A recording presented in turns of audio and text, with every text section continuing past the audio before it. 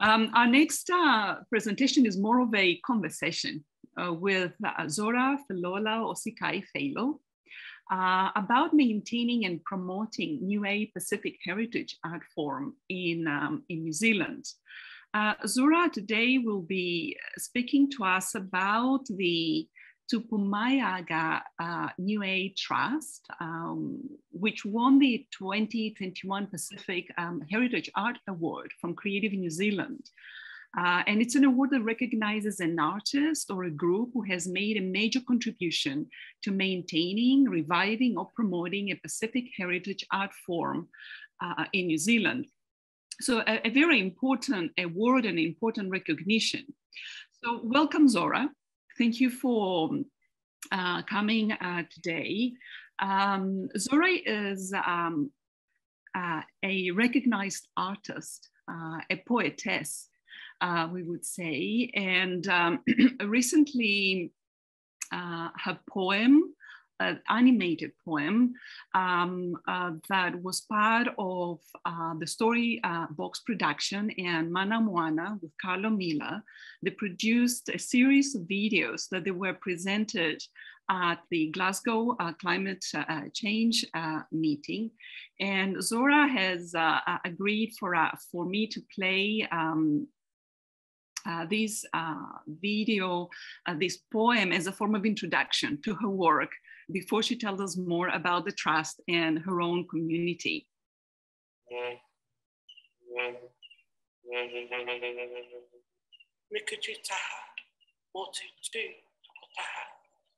As hurricane birds flock through skies, the cyclone has arrived.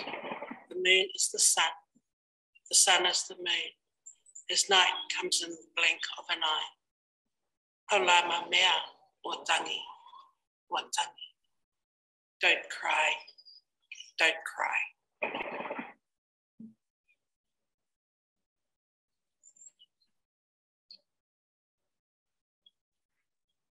The joys of managing multiple screens, huh? Well, thank you and welcome, Zora. Tell us a little bit about your background and your story as a Tagata Niue. Yesterday we had a conversation with Zora, and at some point she corrected me. She said, Valia, we are not Niueans. That just doesn't exist for us. We are Tagata Niue. And I stand corrected, and there you are. I'm declaring my cultural ignorance. Zora. Koinoha for Zora Feilo. Thank you for asking me to speak, Valia. My background is I'm a New Zealand born Niuean. I was born in Auckland. I was educated. I went to inner city. So I was educated at Richmond Road Primary. I went to Ponsonby Intermediate and Auckland Girls Grammar. And my church is up at the PIC Newton K Road. So I find that whenever I leave Auckland, when I go anywhere, I come back and I always feel at home at Karanga Happy Road. I think because of Auckland Girls Grammar and church and being brought up in Ponsonby, you know, Polynesian Panthers and all that. So, yeah, my dad, he's from Utukoa Lofi. My mother's from Tufoia, Avasele village in Niue Island and Tamakatonga. And she grew up in Avasele. So I'm the middle sibling of 7 children, and all my siblings live in Australia. And I've got one sibling here, my sister, Iris. And I have 3 grown children. That's Kirsten, Ethan, and Alexander, and 2 granddaughters, Eva and Rosa. So I think the significant things that I remember while growing up is my Niuean culture, going to church, being with my grandparents, and even though I grew up in New Zealand, I feel more Niuean. When I go back home to Niue, I feel connected to the motherland. I think that's because of my ancestors, and I know that's where my parents come from. So even though I was born here in Auckland, New Zealand, yeah, I do feel very much at home when I go to Niue. that's not the case with everyone, I find, but I feel excited when I go home. I'm part of the Tupumaiaga Niue Trust, and yes, we won the Pacifica Heritage Arts Awards this year for 2021. So yeah, I've travelled, and I do love writing. I've written a book, The Tales of Niue Taha, as well. That's 12 tales. Like the Maui tales, I've just made them up, and I'm working on the second publication of that. So that's a little bit, Lalia. So tell us a little bit about the work of the trust. It engages a lot in workshops and other mentoring of young people. Can you talk about the contribution to maintaining and nurturing Tagata Niue heritage and culture here in Aotearoa? Okay, well, the trust was started in 2007. So that's 14 years that we've been in existence. And it was just a group of people who thought that we could, we had coffee up at Starbucks at K Road. There you go, K Road again, Karangahape Road. And we just thought that our youth needed a bit more other than Polyfest. After Polyfest, there was different things going on in our community, but we thought that we could add something else. And we had, in our mind, this group was it was Dr. Alvin Sikolena, Nicole Rex, Mary Alware, Rob Luisi, Malala Hina, myself, and Elena Hewitt Jr. And we thought that we could be a group that would look after the youth that were not attached to any groups. So these are the youth they weren't attached to church, they weren't attached to sports, they had very little family, they have grown up with grandparents who have now passed on, and they wanted to be connected back to their Niuean culture, but they didn't know how. So we thought ourselves as this group that could bring Niue youth in through arts and culture and those kind of workshops.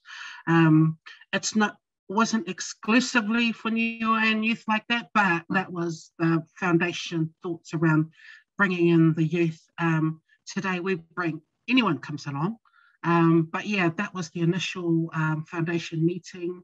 We started off with our first workshop at the Auckland Performing Arts Centre. So that's at Tapak, at Western Springs, across the road from the zoo. And I think our first workshop was the performing arts, because that relatively does not need any resources. That's like singing with your voice, using your body. So we had I think we had church hymn songs with Makamakatani. We had the Takalo, which is the Niuean war dance. We had also the meke and singing. So, and performing arts. So that's how we started. The first workshop we had, there was 35 people. We funded it ourselves, the first one, but we were told by a woman, the receptionist at Tapak, to go for creative communities funding. So we did that. But the foundation of our work was, we had discussions about, yes, we're going to do a group. Where are we going to get the funding from? So we went and seek legal advice, and our lawyer gave us advice to either be a trust or a incorporated society. We decided to be a trust, and from there we laid the foundation of this Tupumaiaga Niue Trust. 7 of us went in and signed these formal documents, and as soon as the last one signed it, he just said, you guys can use the word trust now. He's just going to put it through the formalities and get it signed off and get the legal documents. And so we managed to get that all done. We had an accountant, the lawyer, we set up a bank. We had no money, but we set up a bank because we had the intention of getting money. And we had our first workshop, and the workshops vary. They're like performing arts, like We have the ukulele, song, dance, the meke, the tame, which is the Niuean song and dance, the men and women, the takalo, which is the men's war dance. And then we had, that was one part of it. And then we had we also had the ukulele and the guitar sessions. And then we had the arts where you needed resources. So we had the nafa, which is the wooden log. We had the kataua, which is the Niue spear. We had the epili, which is the bead sheet. We had the pillowcase embroidery. We made the kilikiti bats. We also did lots of weaving. We did basket weaving. We also did the sialili weaving, which is for the earrings and bowls and baskets.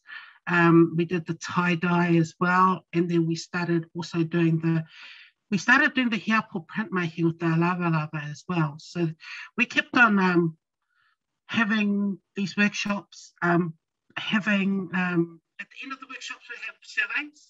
So the kids would write down what they wanted. So our workshops are always based on what they wanted. So we read the workshops, what they wanted. We'd write reports and read through the reports. And whatever they write, that would be the next workshops. And those workshops, we decided to do it in the school holidays, which was April, July, and October, 3 times a year. And we're just, the locations were at the community centres around Auckland. So we move around everywhere. And so that was the basis of it. And we just targeted the youth, Niuean youth, but, you know, they came with families. So they would come with mum, dad, auntie, nana, and, you know, we don't turn anyone away because even though we've got Niuean workshops, it's open to anybody who wants to learn about Niue culture. So, and forgive me if I go in and out of that word Niuean, Valia, but, you know, we're working on that. Tagata Niue. But, so, that was the original part of Tupumaiaga Niue Trust. And we've just been working constantly over the years. And what we've found in the last 5 years, we've been invited to extra, functions, events, festivals, and conferences. So we're really pleased with the direction of the trust because we take our youth committee as well because we've been training them as well so that the trust keeps going. We've been training them and because our committee's made up, the youth make up the chair, the secretary and the treasurer. I'm the funding coordinator, so my job is to go and get the money. But they hold those positions and we've taught them, you know, what these positions are.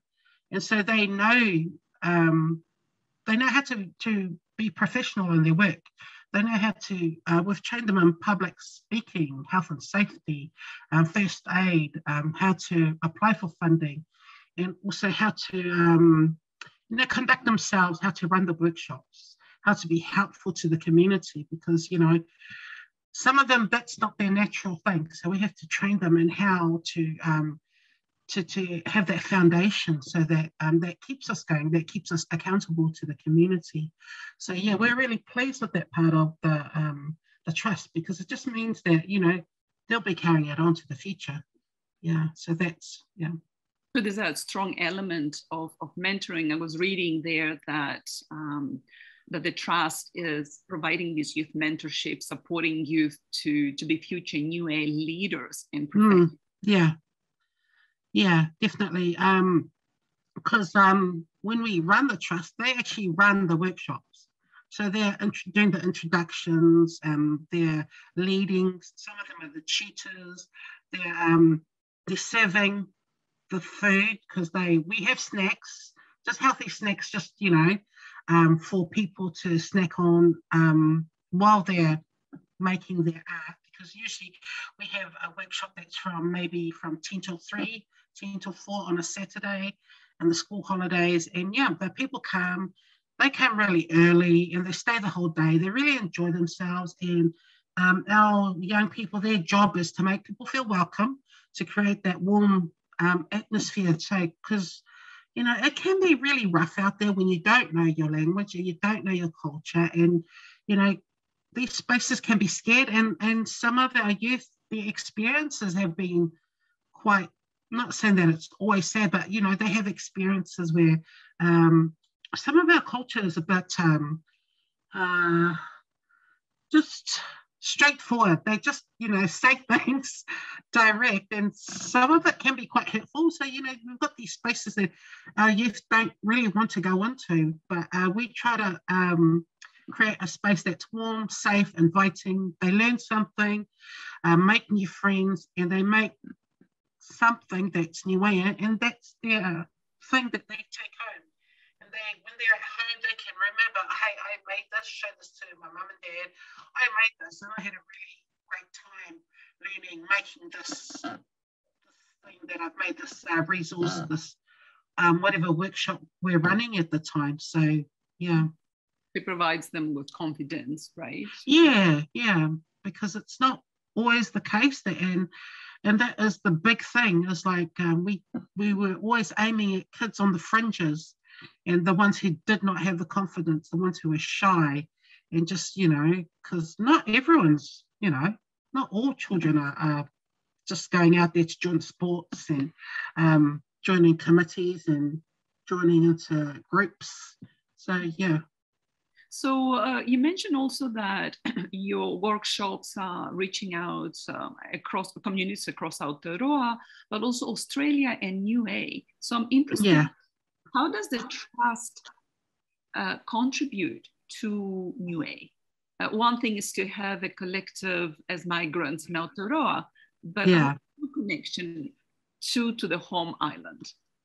Okay. When we first went to the Niue has the Niue Arts and Cultural Festival, which has been recently renamed the Taonga Niue Arts Festival. So we first went in, I think, in 2009. That was the original one. And that was sponsored. Our group was sponsored by Creative New Zealand. So we were very lucky to have that sponsor. And I think there was like 30 of us that went to Niue. And I think after that, we had such a great time on the island. We attended all the workshops. There were different workshops. They had waka workshops. They had weaving workshops.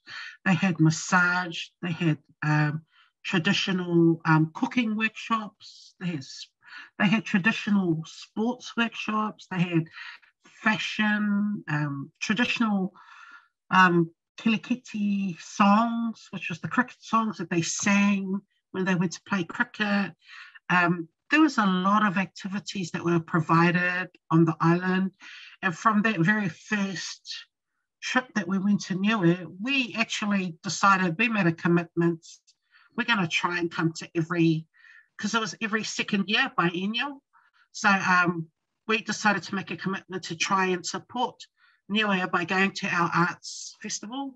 And so that's what we did. We went to every single one, which is 2009, 11, 13, 15, 17, and 19. So that's 6 arts festivals that we, after Creative New Zealand funded it, we funded ourselves basically, because we just decided that we wanted to be a part of it, because like I said, we handed out surveys, and the surveys were always 100% positive, 100%, yeah, we need to go back and stay connected to the island. So for the New Zealand-born youth, yeah, it was a way for them to go back and just be part of the activities, support the economy, and see the land, connect with the land. That's where we come from.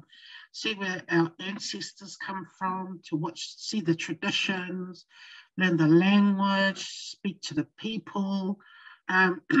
Yeah, and even now, if that festival comes back after COVID, we are still interested in going. So there was lots of things happening up there, and we would go too. We would go to run a workshop. So we've run the hiapo workshops, yeah, and the tie-dye, and yeah, and we've just joined into the workshops, and we've attended the theatre, the church services, yeah, and you know, and even in the They had acting and film nights. There was plays. I remember Diana Fuimana. She took Fale Malama one year. That play was just wonderful. And Pollywood was up in Niue. So we just try and support the arts. And taking the youth up there, it was just really nice connection. And it just kind of consolidated our work in New Zealand. And then even from going to Niue, we had a few youth from Australia. So we decided to go to Australia because those youth that came from Australia, that's come to New Zealand.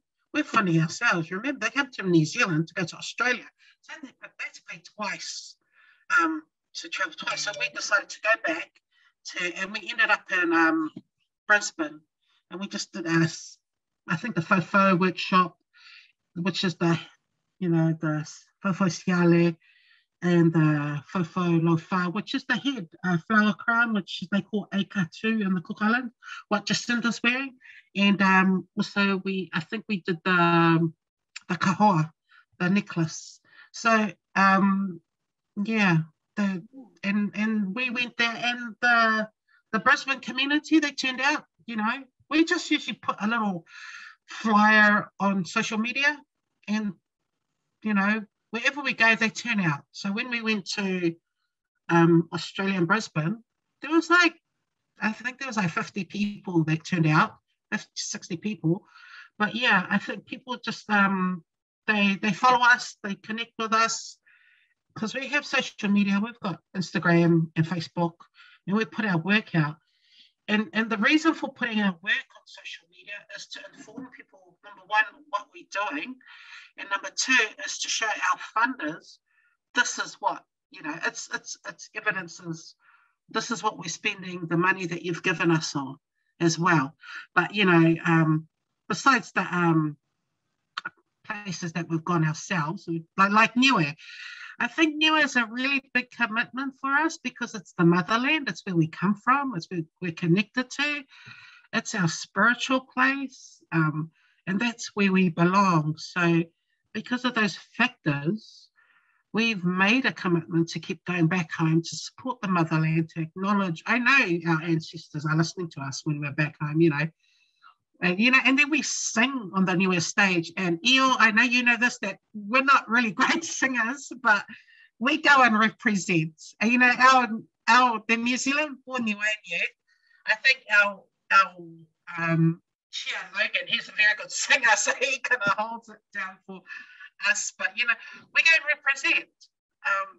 And they don't expect us to be the professionals, but they're happy that, we've gone back, we've shown our faces, we've connected with the land, and it is appreciated. So, and what I find is that they know us when we go back. They know that name Tupumaiaga Niue Trust. When we're around in town, it's like, oh, Tupumaiaga, my name's not Zora. So, oh, there's Tupumaiaga. So that connection is really nice, and we're really pleased about that, Yeah. Perhaps I can play that little video that you just sent me. It's just 1 minute, and then we can our conversation and invite others to make some comments. Okay. Let me see if I can manage the technology. Receiving the Heritage Pacific Arts Award for 2021 means everything to us because it is an acknowledgement of the work that we have achieved over the last 14 years from January 2007 until today. These have been 14 years of working and giving back to our Niue youth and families, communities, and teaching them about heritage, cultural arts. The response is huge, and children and young families attend with their parents, their aunties, uncles, and grandparents. The relationships built at our workshops and the learnings that we all get is part of what fuels our team. We are really proud, humbled, and grateful to receive this award, and reaffirms what we are doing is right by ourselves, by our families, and by our Niue youth communities in Auckland, where we are based. We really give thanks to God for the blessings upon our trust.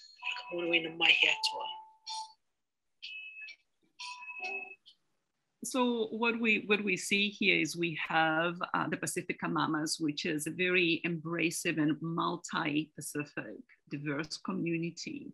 And then we have another collective like the Niue Trust, which is focusing on one island and operating within that community and making an equally significant contribution in maintaining and nurturing the island identity.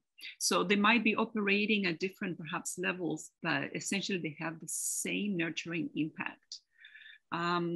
So thank you very much, Zora, for sharing the trust experience. And for those of you who are interested, we have provided some links and you can go in and see a little bit more of Zora's individual work as an artist. And also the significant contribution she made to the recent Glasgow meeting by offering her art along with a lot of other Pacific artists as well. Are there any comments from our participants for Zora? Yeah, I'd